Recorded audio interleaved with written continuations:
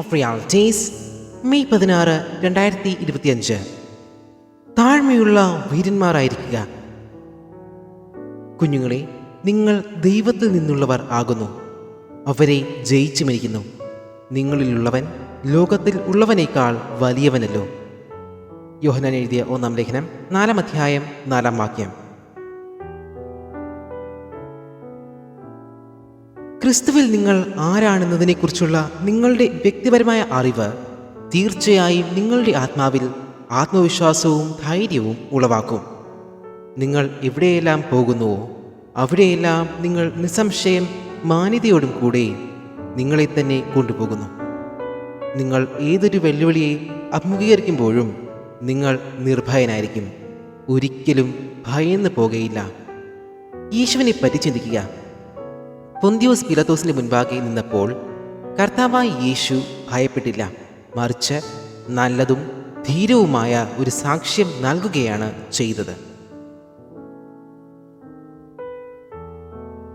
കർത്താവായ യേശു എപ്പോഴും തൻ്റെതായ ആധിപത്യം സ്ഥാപിച്ചിരുന്നു. യേശു എളിമയുടെ മൂർത്തിഭാവമായിരുന്നു. എന്നിട്ടും യേശു ഒരിക്കലും ഒന്നിനെയും ആരെയും ഭയപ്പെട്ടില്ല. അതുപോലെ ഭയമോ ഭീരുത്വമോ ഒരിക്കലും നിങ്ങളെ പിന്നോട്ട് വലിക്കാൻ അനുവദിക്കരുത്. ബഹുമാനവും വിനയവും പുലർത്തുക, പക്ഷേ ഒരിക്കലും ഭയപ്പെടരുത്. ആവശ്യമുള്ളപ്പോൾ സംസാരിക്കുക, നിങ്ങളുടെ ശബ്ദം കേൾപ്പിക്കുക. സ്കൂളിൽ പഠിക്കുമ്പോൾ ഞാൻ ഒരു മിടുക്കനായ വിദ്യാർത്ഥിയായിരുന്നു. പക്ഷേ അത്ര ധൈര്യം കാണിച്ചില്ല. ക്ലാസ്സിൽ അധ്യാപകർ ചോദിച്ച ചോദ്യങ്ങൾക്കുള്ള ഉത്തരങ്ങൾ എനിക്കറിയാമായിരുന്നു. പക്ഷേ ഞാൻ കൈ ഉയർത്താൻ മടിച്ചു. തെറ്റാണെങ്കിൽ പോലും ധൈര്യശാലികളായ മറ്റുള്ളവർ അധ്യാപകരുടെ ശ്രദ്ധയോ പ്രശംസയോ തെറ്റുതിരുത്തലോ നേടി. എന്നാൽ എനിക്ക് പരിശുദ്ധാത്മാവിനെ ലഭിച്ചപ്പോൾ അതെല്ലാം മാറി. ഞാൻ ധീരനും നിർഭയനുമായി. ജീവിതത്തിൽ ധീരരും നിർഭയരുമായിരിക്കുക എന്നത് വളരെ പ്രധാനമാണ്. യോശുവ ശുശ്രൂഷ ആരംഭിച്ചപ്പോൾ ദൈവം യോശുവയ്ക്ക് നൽകിയ ഉപദേശം ഓർക്കുക. നീ ഉറപ്പും ധൈര്യവും ഉള്ളവനായിരിക്കുക. യോശുവയുടെ പുസ്തകം 1 അധ്യായം 7 വാക്യം. പലർക്കും അവരുടെ ചുറ്റുപാടുകളിൽ അർത്ഥവത്തായ സഹായം നൽകാനുള്ള അറിവും കഴിവും ഉണ്ട്. പക്ഷേ പലപ്പോഴും ഒരു നിലപാട് സ്വീകരിക്കാൻ ധൈര്യമില്ല. ശരിയോ തെറ്റോ എന്ന് ശങ്കിക്കാതെ തുറന്നു പറയുന്നവരാണ് ശ്രദ്ധിക്കപ്പെടുകയും ബഹുമാനിക്കപ്പെടുകയും ആവശ്യമെങ്കിൽ തിരുത്തപ്പെടുകയും ചെയ്യുന്നത്.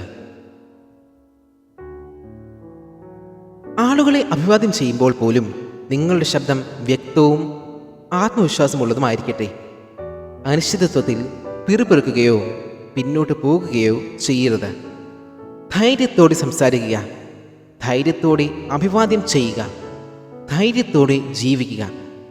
ദൈവം നിങ്ങൾ ഭയത്തിൻ്റെതല്ല, ശക്തിയുടെ ആത്മാവിനെ അത്രേ നൽകിയിരിക്കുന്നത്. ആ ശക്തിയിൽ ഇറങ്ങി നിങ്ങളുടെ ശബ്ദം കേൾപ്പിക്കുക. എന്നാൽ ഇത് വിനയത്തോട് സന്തുലിതമാക്കുക. ധൈര്യം അഹങ്കാരമല്ല. യഥാർത്ഥ ധൈര്യം ആത്മവിശ്വാസത്തിലാണ് വേരൂന്നിയിരിക്കുന്നത്. അതോടൊപ്പം പഠിപ്പിക്കാൻ കഴിയുന്ന ഒരു ആത്മാവും ചേർന്നിരിക്കുന്നു. പ്രാർത്ഥിക്കാം, പ്രഖ്യാപിക്കാം. പ്രിയ പിതാവേ, ക്രിസ്തുവിൽ ഞാൻ ആരാണെന്ന ഉറപ്പോടെയാണ് ഞാൻ നടക്കുന്നത്. അവിടുത്തെ വരവ് ഏറ്റവും ആസന്നമായിരിക്കുന്ന ഈ കാലഘട്ടത്തിൽ ഞാൻ അങ്ങയുടെ രാജ്യത്തിനും മഹത്വത്തിനും വേണ്ടി സംസാരിക്കുകയും എൻ്റെ ശബ്ദം ഉയർത്തുകയും ചെയ്യുന്നു. അങ്ങ് എപ്പോഴും എന്നോടൊപ്പം ഉണ്ടെന്ന് അറിഞ്ഞുകൊണ്ട് അങ്ങയുടെ സത്യം ധൈര്യത്തോടെ പ്രഖ്യാപിക്കുകയും ഞാൻ എളിമയുള്ളവനായി തുടരുകയും ചെയ്യുന്നു. യേശുവിൻ്റെ നാമത്തിൽ തന്നെ ആമേൻ. തുടർ പഠനത്തിന് തിമോത്തിയോസ് എഴുതിയ 2 ലേഖനം 1 അധ്യായം 7 വാക്യം, സദൃശ്യവാക്യങ്ങൾ 28 അധ്യായം 1 വാക്യം, എഫേസ്യർക്ക് എഴുതിയ ലേഖനം 3 അധ്യായം 12 വാക്യം.